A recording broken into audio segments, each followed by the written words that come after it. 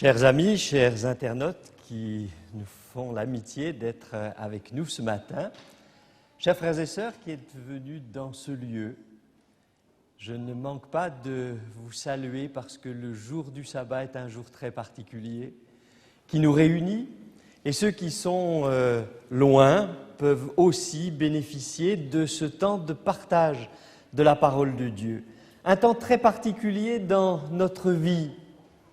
Et je dois vous dire que depuis que je n'ai plus les contraintes de la vie active, que l'on choisit son temps, que l'on choisit ses sujets d'étude, eh bien c'est vrai qu'il y a là un privilège qui nous est donné. Depuis plusieurs mois, il y a une question récurrente qui s'est imposée à mon esprit, que j'avais déjà étudié dans le passé, où j'avais emmagasiné beaucoup d'ouvrages et beaucoup de documents que j'ai ressortis, parce que c'est un thème qui est des plus importants de notre vie, celui de notre spiritualité. Un mot qui paraît simple, dont on parle beaucoup, mais finalement, de quoi est faite notre spiritualité ? Comment s'opère en nous ce que l'apôtre Paul parle dans l'Épître aux Romains, qui est si important quand il oppose deux types d'hommes que nous sommes, d'hommes et de femmes, l'homme charnel et l'homme spirituel. Il employait déjà ce terme. Et vous savez sans doute comme moi qu'une vie sans Dieu est une vie désuète. Une vie qui est vide, où nous avons de la difficulté à trouver l'idéal. Un autre mot important dans notre vie, l'idéal. Et nous rêvons tous d'idéal. Nous rêvons tous de vivre parfaitement notre relation avec Dieu. Et ces enfants, ce matin, qui écoutez cette histoire qui était sur la lumière. C'est vrai que la spiritualité est ce qui illumine notre vie, ce qui lui donne le sel, le goût. Et ce matin, chers enfants, je voudrais vous associer sur cette belle histoire de la lumière. Dessinez-moi ce que vous ressentez quand on parle du mot lumière. Qu'est-ce que c'est pour vous? Il y a tellement de formes de lumière. Allez-y, à vos crayons. Le XXe siècle a fait une cruelle expérience qui va marquer le temps, à tel point qu'il y a une phrase qui résume ce XXe siècle. Elle va découvrir amèrement la mort de Dieu. Et encore aujourd'hui, lorsqu'on parle des phénomènes religieux qui ont traversé ce XXe siècle, on sait que là, il y a eu un tournant particulier dans la vie des hommes et des femmes que nous sommes. Quand je regarde notre monde, je vois qu'aujourd'hui, il court vers toutes sortes de sources spirituelles. Et cette semaine, il n'y avait qu'à tourner le bouton de la télévision pour se rendre compte que c'est bien quelque chose qui habite les uns et les autres. Quand la Bible nous parle de son retour, il y a encore des hommes aujourd'hui qui vous fixent des dates, des lieux. On est même en train de réfléchir comment on va mobiliser la police pour éviter les débordements ce jour-là. Et frères et sœurs, quand j'entends cela, je me dis quel privilège nous avons d'être adventistes, de savoir par la parole de Dieu comment va se passer cet événement que bien des hommes attendent,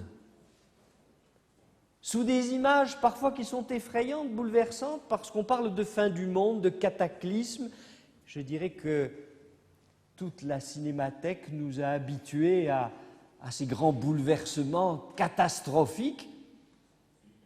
Mais ce que l'on oublie souvent dans ce genre de film, c'est que cette catastrophe est juste le prélude à un moment triomphant. Un moment que tout croyant, tout chrétien attend, le retour de son Maître. Celui qu'on trouve dans les paraboles, que Jésus lui-même donne de son vivant lorsqu'il était avec les hommes et qui parlait de ce grand moment. Les hommes se tournent vers toutes sortes de sources spirituelles dont beaucoup peuvent être néfastes, voire dangereuses pour l'équilibre psychologique. Et là encore, je fais appel à vos souvenirs tout récents de tout ce que cela peut créer, à tel point que notre pays a dû créer cet institut des sectes pour réfléchir, pour essayer d'éclairer la population sur des risques qui ne sont autres que de prendre possession de leur esprit et d'arriver à les déséquilibrer dans leur propre existence. Cette quête de renouveau spirituel ressurgit comme une réaction à notre monde matérialiste. Et quand vous regardez le cours de l'histoire, vous vous apercevez qu'à chaque fois que le monde spirituel, j'allais dire l'Église, n'est plus l'Église dans ce qu'elle proclame, dans ce qu'elle défend, alors il y a une vague terrible qui déferle d'une spiritualité non, d'un spiritualisme, et c'est très différent, à outrance qui se développe. J'ai eu l'occasion de faire un séminaire dans ce domaine et de montrer dans l'histoire que les grands mouvements religieux sont nés à des moments qui sont ponctuels de l'histoire des hommes en réaction à ce matérialisme. Ignace de Loyola, Saint-Augustin, et vous pouvez faire toute l'histoire et vous trouvez toujours de ces moments de spiritualisme. Cependant, il faut bien accepter que cette quête de renouveau spirituel, elle est nécessaire. Nous la ressentons comme un besoin vital. Depuis Vatican II, tant catholiques que protestants, qu'adventistes, ont dû faire face à cet intérêt croissant pour leurs membres de leur communauté. Frères et sœurs, nous avons besoin d'une vie religieuse authentique. Et nous la recherchons. Et nous sommes en quête de cette authenticité. J'allais dire une énormité qui ne passe peut-être pas par l'Église. Comprenez-moi bien, parce que la vie spirituelle, l'être spirituel, cette quête d'authenticité ne passe pas par des institutions. C'est ma relation avec Dieu et l'institution n'est là que pour favoriser cela, pour m'aider à épanouir cette vie authentique en Jésus-Christ, mais jamais elle ne remplacera ma démarche personnelle. Jamais elle ne fera cela à ma place. Elle est là pour réunir des croyants autour de mêmes objectifs, de mêmes passions, de mêmes croyances, quelles qu'elles soient. La littérature va abonder, que ce soit les historiens de l'Église, que ce soit les sociologues. Il y en a beaucoup qui écrivent sur ce thème de l'authenticité du croyant, de la spiritualité. J'en citerai juste deux ce matin. David Griffin écrit que la société ne forme pas seulement les membres de la société, mais que la société peut être formée par ses membres. Il en va de même pour l'Église. Et je pense à ce privilège que nous avons, qui est celui de l'étude régulière de la parole de Dieu. Et je pense à nos animateurs, animatrices ce matin de l'école du sabbat, particulièrement aux adultes que nous sommes. Frères et sœurs, est-ce que vous êtes conscients de jouer dans l'Église un des rôles les plus importants qui soient? partager l'Écriture, la rendre lisible, audible. Mais au-delà de ce message, ce que nous voulons, c'est que cette étude nous transforme du dedans. Qu'elle ne soit pas seulement lecture, qu'elle ne soit pas seulement étude historique, qu'elle ne soit pas seulement un sujet que l'on étudie. Ça, c'est ce qui a donné la théologie de la mort de Dieu. On étudie une matière qui est la théologie, comme on étudie les mathématiques ou la science. On dissèque, on décortique ce qui a été écrit là il y a bien des siècles, mais cela ne fait plus rien pour ma propre vie.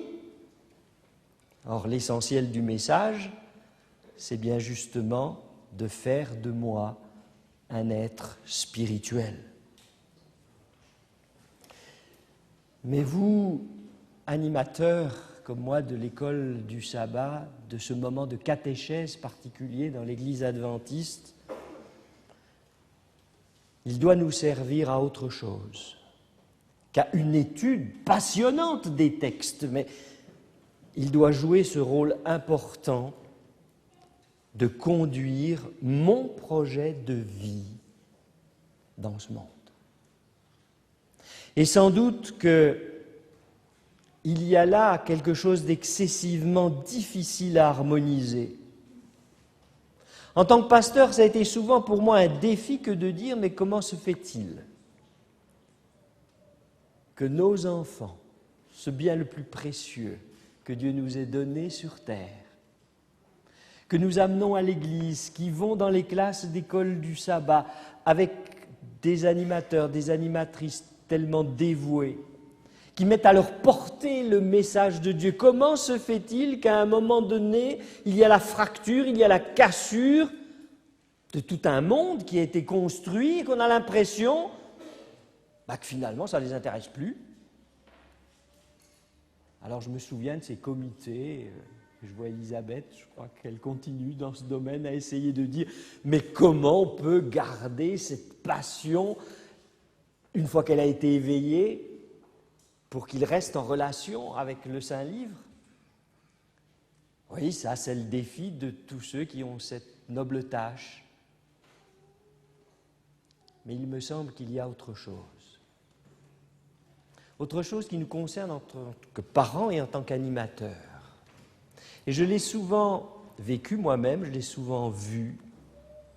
Quelle difficulté dans une étude que l'on fait avec des jeunes de passer d'une histoire d'Abraham, si belle soit-elle, si extraordinaire, avec les rencontres fortes de Dieu qu'il a eues, ou de Moïse, ou d'autres personnages, Daniel, de passer cela dans ma vie pratique, ma vie de tous les jours. Et c'est là qu'il y a comme une cassure, comme une fracture. Oui, ce sont des histoires extraordinaires où Dieu s'est manifesté. Et les gens qui m'en parlent, en parlent avec passion. Mais qu'est-ce que cela m'apporte dans ma vie de jeune homme, de jeune fille? Comment je vais harmoniser ce récit biblique avec les leçons qu'il me donne, qui sont des leçons éternelles, avec ma vie de tous les jours, ce qui va construire ma vie spirituelle? C'est un immense défi.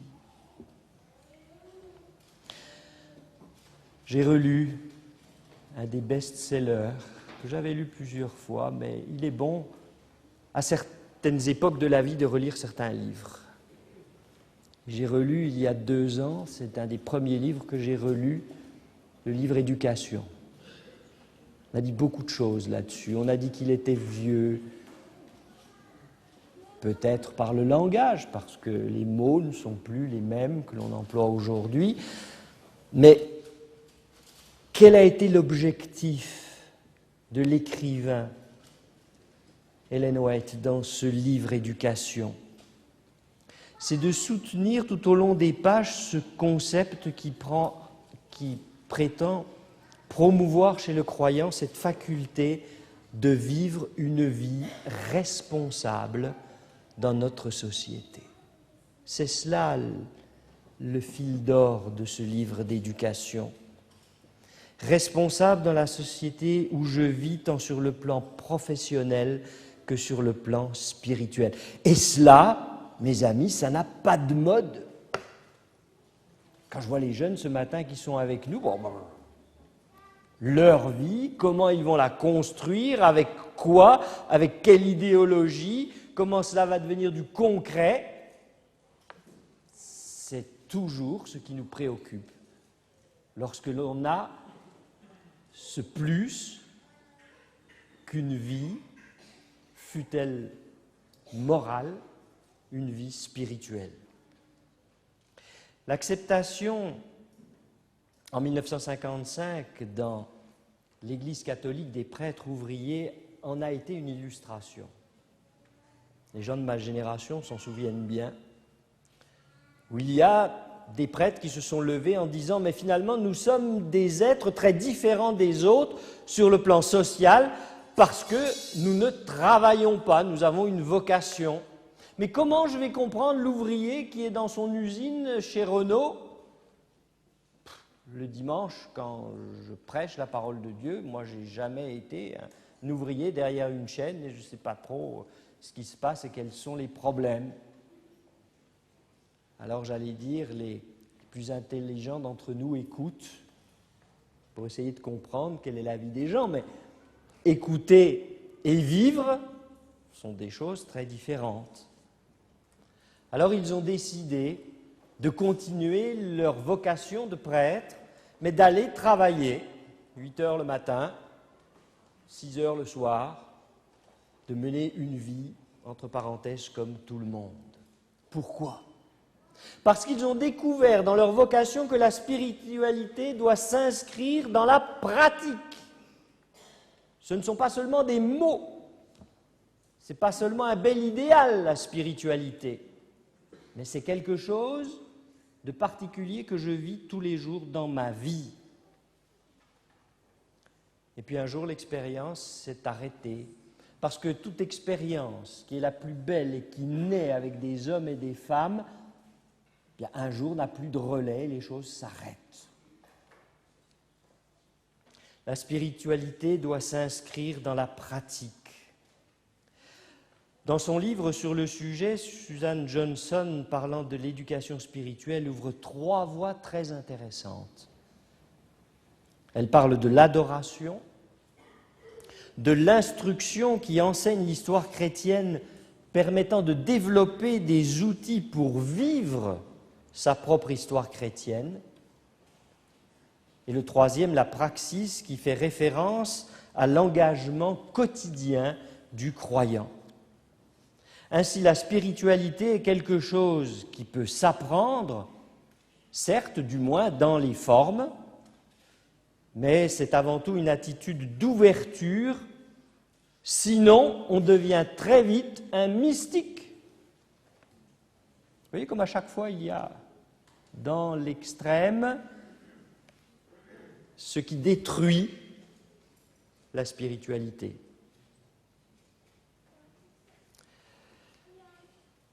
Bien sûr, le Saint-Esprit va faire de chacun de nous celui qui est prêt à entendre et à vivre pour le service des hommes. Cela nous préserve d'une spiritualité à bon marché, comme nous le verrons ce matin dans cette illustration de Simon le magicien. Avant de venir à ce texte, Francis Buckley voit l'Église catholique du IIIe millénaire comme étant davantage tournée vers la spiritualité, écoutez bien, que vers la doctrine ou le dogme. Grand tournant dans l'histoire de cette vaste Église. Mais ce matin, j'aimerais poser une autre question. Est-ce qu'elle sera biblique ? La question est là. C'est bien beau de ne plus se tourner comme autrefois vers la doctrine ou le dogme et se tourner vers la spiritualité, mais est-ce que cette spiritualité va être enracinée, fondée dans la Bible? Parfois, nous pouvons avoir peur que celle-ci suscite trop d'émotions au détriment de l'Église objective, au détriment de l'analyse objective. Et c'est ce qu'a choisi l'Église adventiste. Quand vous regardez l'histoire, je vous renvoie à George Knight, de l'Église adventiste, vous vous rendez compte qu'il met le doigt sur ce que nous craignons le plus, finalement, c'est de nous lâcher, j'allais dire, avec le Saint-Esprit. Et nous allons voir à la fin, parce que quand on fait cela, on ne sait pas où l'on va. C'est le Saint-Esprit qui, lui, sait où il nous emmène. Alors on préfère favoriser l'étude de la parole de Dieu, ce qu'elle nous apporte, nos 27 croyances, et nous avons raison de le faire. Mais il est vrai que quand nous regardons l'histoire de l'Église, nous pouvons être un petit peu inquiets sur la manière dont nous concevons de vivre, je reviens toujours à la pratique, de vivre la spiritualité. Pour prévenir tout risque de débordement spirituel, alors nous devons garder notre regard fixé, accroché à la parole de Dieu. Pourquoi ? Parce que la vraie spiritualité, c'est tout d'abord la recherche de la volonté de Dieu au quotidien. Est-ce que le matin, quand je me lève, je me pose cette question, qu'est-ce que Dieu attend de moi ce matin pour moi, ma famille et les hommes? C'est de cela que va être faite ma journée. Parce que Dieu va me donner des rencontres. Et si je me suis posé cette question, je vais vivre ma spiritualité différemment cette journée-là que si je ne me pose pas cette question. Deuxièmement, la vraie spiritualité est conduite par la parole de Dieu et rien d'autre. Et cette recherche de Dieu dans sa parole est conduite et guidée par le Saint-Esprit. Et cela me sert à quoi ? À rencontrer l'être le plus extraordinaire que vous aimez comme moi le plus au monde, Jésus-Christ. C'est à cela que ça sert. Mais venons à présent à notre texte. Actes, chapitre 8. Nous allons poursuivre notre lecture à partir du verset 14, Acte 8. À partir du verset 14 jusqu'au verset 24. Les apôtres qui étaient à Jérusalem, ayant appris que la Samarie avait reçu la parole de Dieu, y envoyèrent Pierre et Jean. Ceux-ci arrivés chez les Samaritains, prièrent pour eux afin qu'ils reçussent le Saint-Esprit, car il n'était encore descendu sur aucun d'eux. Ils avaient seulement été baptisés au nom du Seigneur Jésus. Alors Pierre et Jean leur imposèrent les mains et ils reçurent le Saint-Esprit. Lorsque Simon vit que le Saint-Esprit était donné par l'imposition des mains des apôtres, il leur offrit de l'argent en disant « Accordez-moi aussi ce pouvoir, afin que celui à qui j'imposerai les mains reçoive le Saint-Esprit. » Mais Pierre lui dit « Que ton argent périsse avec toi, puisque tu as cru que le don de Dieu s'acquérait à prix d'argent. Il n'y a pour toi ni part, ni lot dans cette affaire, car ton cœur n'est pas droit devant Dieu.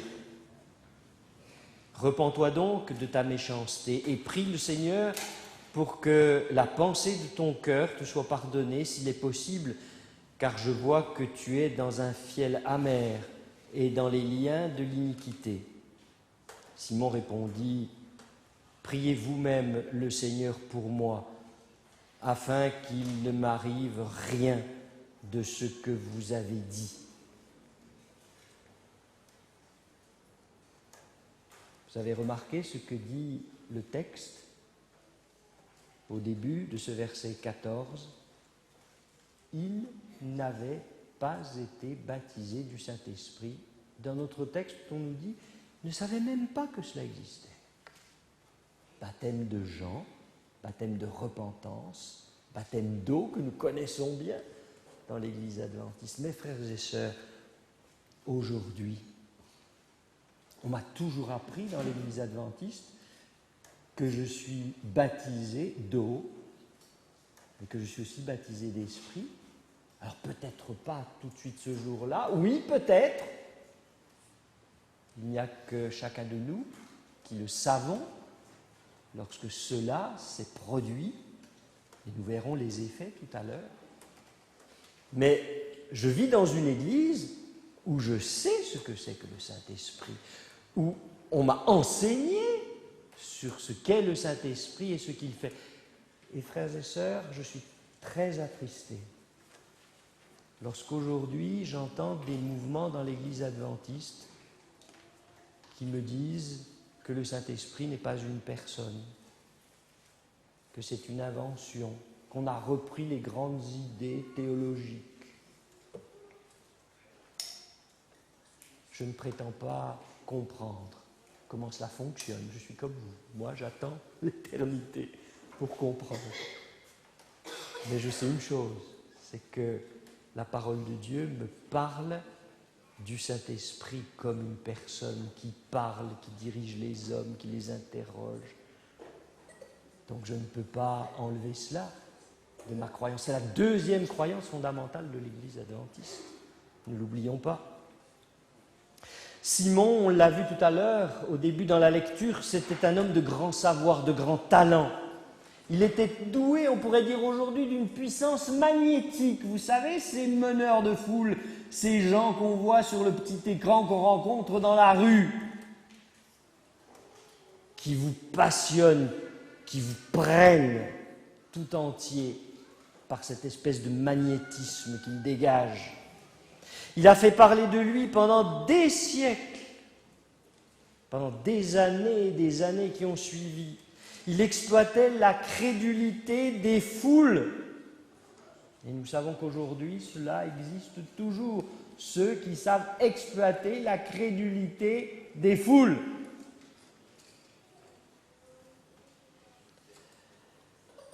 Pierre et Jean viennent à Samarie, ils font des miracles et Simon est gagné à leur cause. Lui, Simon, qui remuait les foules. On nous dit que ce qu'il demande, c'est d'être baptisé. Et il est baptisé. Et après un certain temps, il réfléchit, il se dit, voilà deux hommes qui, par l'imposition des mains, peuvent communiquer la puissance de Dieu. Ah, si je pouvais aussi faire cela. Vous savez, l'homme est toujours attiré par tout ce qui est un petit peu hors norme. Tout ce qui est du domaine de la magie, de ce qu'on ne peut pas expliquer. Il y a une espèce d'attirance en cela. Mais lui, il va plus loin que ça. Il se dit, si je peux faire ça, alors ma fortune, elle est faite. Eux, ils ne savent finalement pas tellement monnayer ce qu'ils ont. Ils ne savent pas se vendre. C'est pas ça qu'on dit aujourd'hui? Oh, vous avez du talent, vous êtes instruit, vous avez bac plus 5, mais il faut apprendre à vous vendre. Cet acte de Simon a si souvent été répété dans l'Église, vous savez qu'il a donné le mot de simonie, c'est-à-dire celui qui vit du trafic des choses saintes. Et je puis vous dire, frères et sœurs, que pendant mes 40 ans de ministère et ces 4 années que j'ai passées à votre service comme président de fédération, je l'ai vu cela. Je ne croyais pas que ça existait.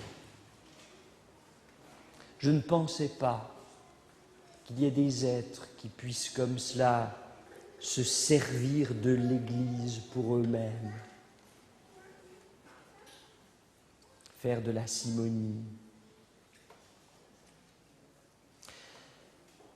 Ces êtres-là, ils servent leur notoriété, leur soif de pouvoir, leur prestige personnel, leurs ambitions. Et ce n'est pas nouveau. J'étais naïf pour le découvrir, mais ce n'est pas nouveau.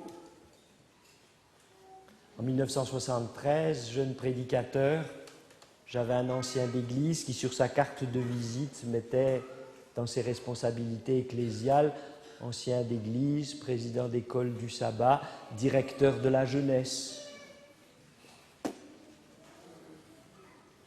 Je ne sais pas si les gens à qui il remettait sa carte de visite comprenaient grand-chose à ces titres-là.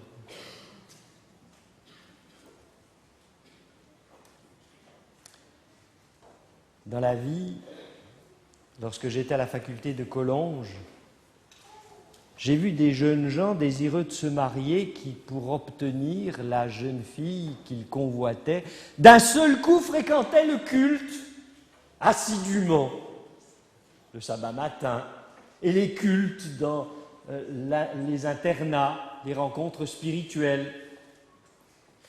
C'était une régularité attendrissante, mais on savait ce qu'il y avait derrière. Parce qu'une fois mariés, ils n'ont pas forcément eu cette assiduité après dans les choses spirituelles. Et que dire de cet entrepreneur qui s'associait des membres d'église pour monter son affaire, apporter, comme on appelle, de l'argent frais, et qui ensuite ne tenait pas ses engagements, mais qui les ruinait par des procès croyants.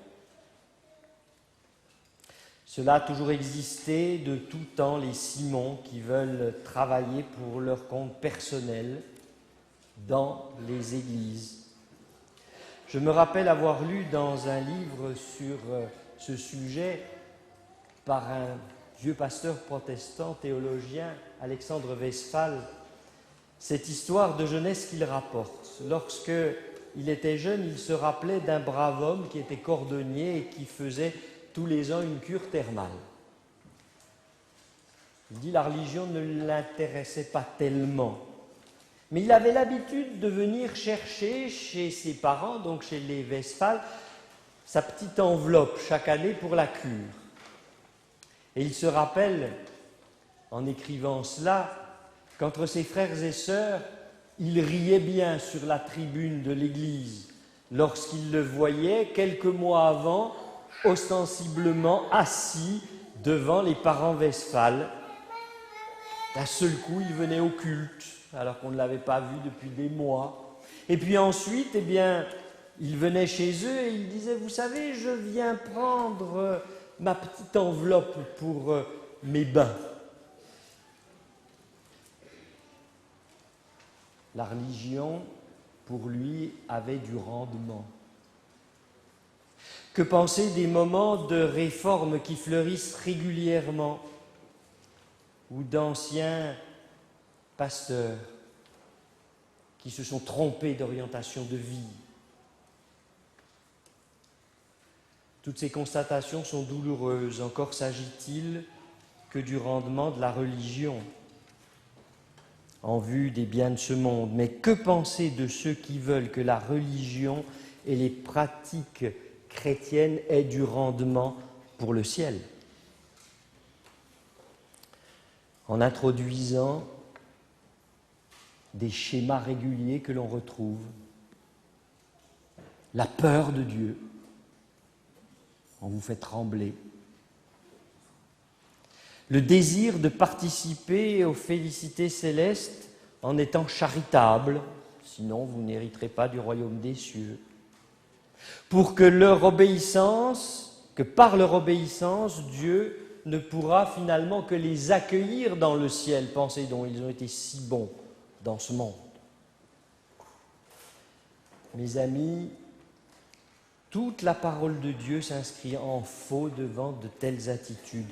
C'est en se donnant à Dieu et en s'oubliant soi-même que l'on remplit sa vocation de croyant. Regardez ces grandes figures que me laisse le Saint-Livre. Abraham a dû renoncer à Ur pour devenir l'héritier de la promesse. Moïse a dû renoncer au trône de l'Égypte pour conduire le peuple hébreu en terre promise.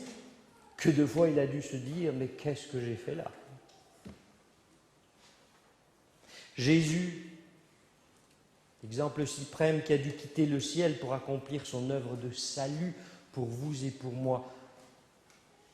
Et ce même Jésus nous dira, vous recevrez la puissance d'en haut. Vous recevrez, oui, mais vous n'allez pas la recevoir à la manière de Simon le magicien à Samarie.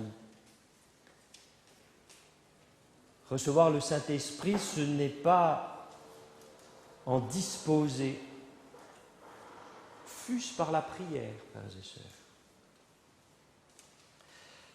Si nous relisons dans chapitre 8, les versets 10 et 11, tous, depuis le plus petit jusqu'au plus grand, l'écoutaient attentivement et disaient « Celui-ci est la puissance de Dieu, celle qui s'appelle la grande ». Ils l'écoutaient attentivement parce qu'il les avait longtemps étonnés par ses actes de magie. On a l'explication. Humainement, le verset 10 nous dit « Celui-ci est la puissance de Dieu ». C'est ce qu'ils pensaient. Par les prodiges qu'il faisait dans sa vie. Et puis ensuite, on se rend compte que c'était ces actes de magie qui avaient prise finalement sur eux. Oui, la tentation est grande d'utiliser le Saint-Esprit et non pas de se laisser utiliser par le Saint-Esprit. La tentation est grande dans notre vie de croyant, dans cette spiritualité, de vouloir que le Saint-Esprit s'empare de nous et que nous soyons capables de faire de grandes choses.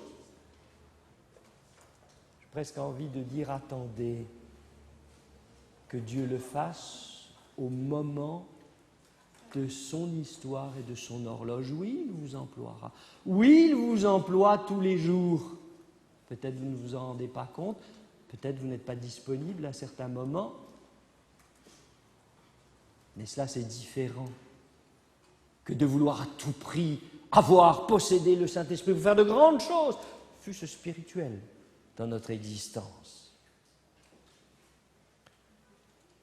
Oui, se laisser guider par le Saint-Esprit, frères et sœurs, c'est quand il veut, où il veut et comme il veut.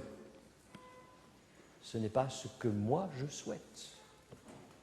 Sinon, ce n'est plus la disponibilité, c'est de l'utilisation du Saint-Esprit. Et cela, vous allez le retrouver dans cette expérience de cet homme qui est là, qui vient dans cette ville, Philippe. Et au début de notre récit, nous voyons que Philippe, au verset 26, vous connaissez le début de ce qui va suivre cet épisode de Simon le magicien, un ange du Seigneur s'adressant à Philippe lui dit « Lève-toi, va du côté du Midi sur le chemin qui descend de Jérusalem à Gaza. » Et là nous avons cette autre histoire qui se termine au verset 39, « Quand ils furent sortis de l'eau, l'Esprit du Seigneur enleva Philippe et l'eunuque ne le vit plus. Tandis que joyeux, il poursuivait sa route, Philippe se trouva à Azote, d'où il alla jusqu'à Césarée en évangélisant toutes les villes par lesquelles il passait. » Philippe dit l'évangéliste. Il est là, il vit sa vie de croyant, il a répondu à l'appel de Dieu, et puis Dieu s'en sert, à des moments précis où il en a besoin. Et lui, on s'aperçoit que là, il ne sait même pas trop ce qui s'est passé. Physiquement, il s'est retrouvé à Azote après cet épisode extraordinaire de ce ministre de la reine Candace. Cela m'amène à un second texte ce matin que j'emprunterai à l'Ancien Testament, le prophète Zacharie. Zacharie chapitre 4, verset 6, un texte que vous connaissez bien en tant qu'adventiste. Zacharie chapitre 4, verset 6. Alors il reprit et me dit, c'est ici la parole que l'Éternel adresse à Zorobabel. Ce n'est ni par la puissance, ni par la force, mais c'est par mon esprit, dit l'Éternel des armées. Dès l'Ancien Testament, on nous parle du Saint-Esprit qui va agir.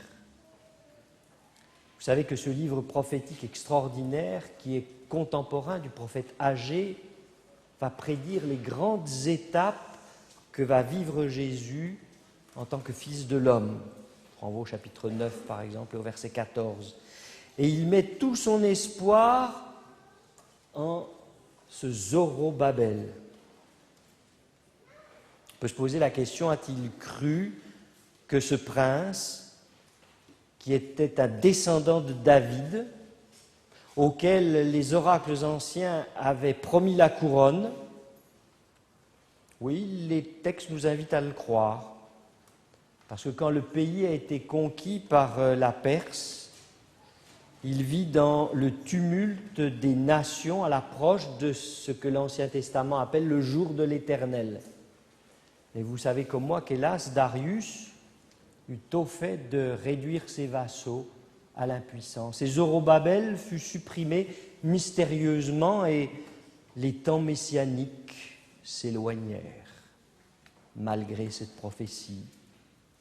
Dans la 5e vision, celle que l'on appelle du porte-lampe, dans ce chapitre 4 dont nous venons de lire ce texte, celle aussi que l'on appelle la vision des oliviers, c'est là que nous avons ce verset 6, « La parole du Seigneur me dit, ce n'est ni par la puissance, ni par la force, mais par mon esprit que les choses vont se réaliser. » Dans le temps, dans le tumulte des nations, oui, comme à l'époque de ce Zorobabel, nous disons, oui, les choses vont se passer comme ceci et comme cela. Et puis, l'horloge du temps de Dieu n'est pas celle-là. Elle se réalise. Sûre, mais autant fixée par Dieu. Notre marche de croyance vit par notre marche selon l'Esprit. Parce que le Saint-Esprit, c'est vrai que c'est le cœur de notre spiritualité. Et Jésus ne veut pas entrer seulement dans notre salon quand nous sommes le soir, ensemble en famille pour prier. Reprenons le chapitre 5 de l'Épître aux Galates.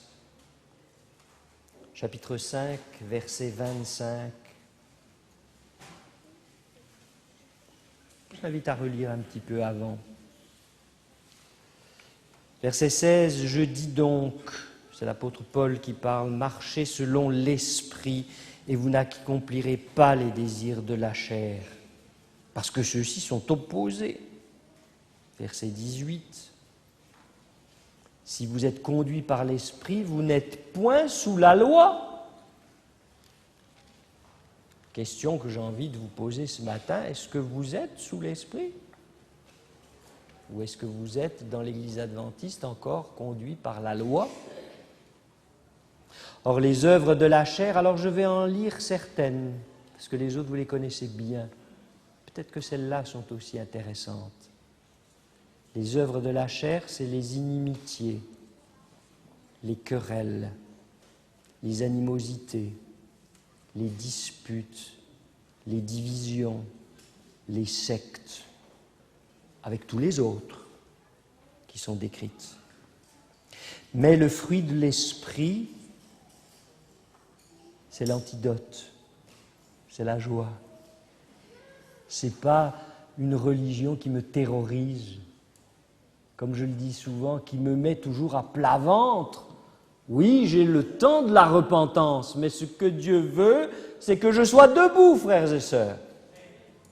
Pas à plat ventre par terre à me lamenter sur mon péché. Si je suis passé par là, si je suis convaincu, et si tous les matins je dis « Oui Seigneur, je suis un homme pécheur », le Seigneur veut que je sois debout après, pour que je vive selon l'Esprit. C'est la patience, c'est la bonté, c'est la fidélité, c'est la douceur, c'est la tempérance en toute chose, cet équilibre qui fera de moi un être utile dans la société. Je reviens au côté pratique. Je ne suis pas dans l'Église pour être dans les murs d'une petite société de saints. avec mes petits chaussons blancs, où je ne pêche plus.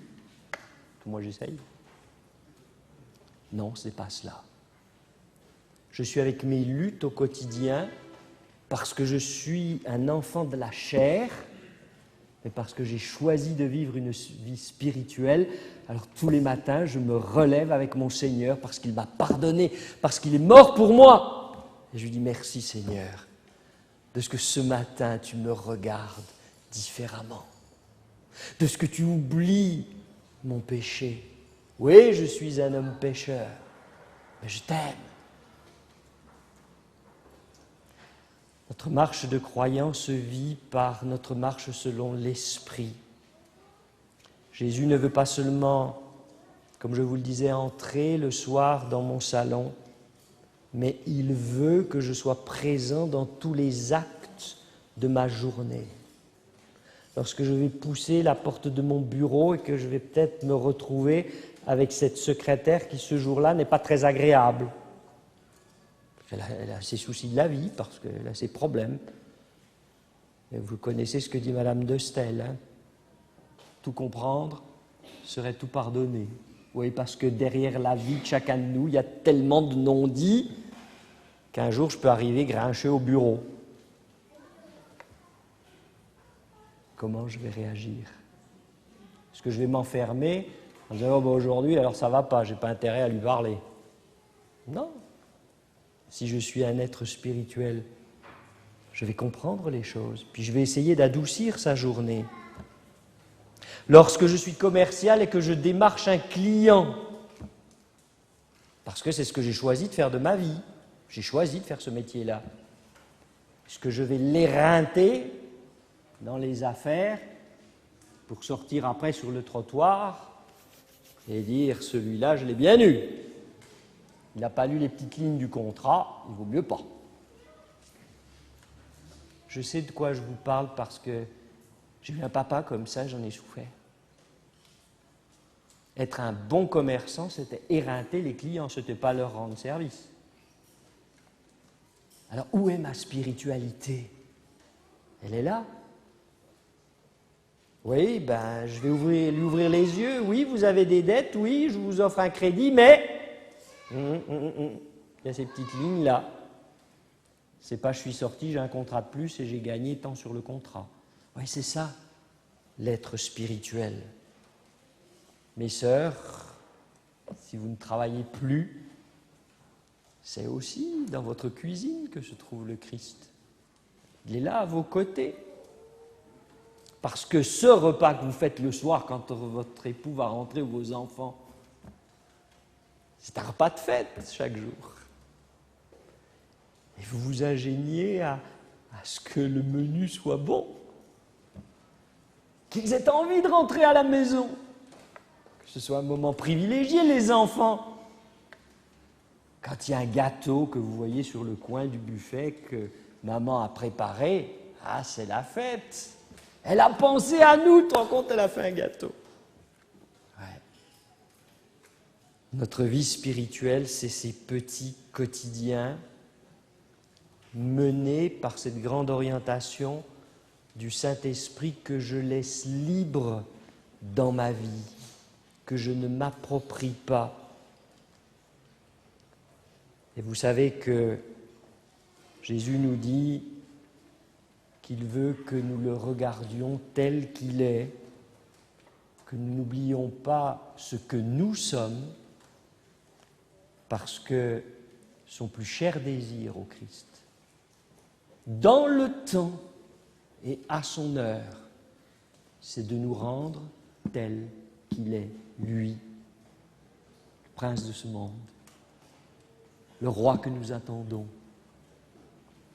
Les frères et sœurs, gardons cela profondément dans notre cœur, mais sachons le vivre, sachons vivre cette spiritualité au quotidien et tous les jours. Et ne nous enfermons pas dans la peur de Dieu.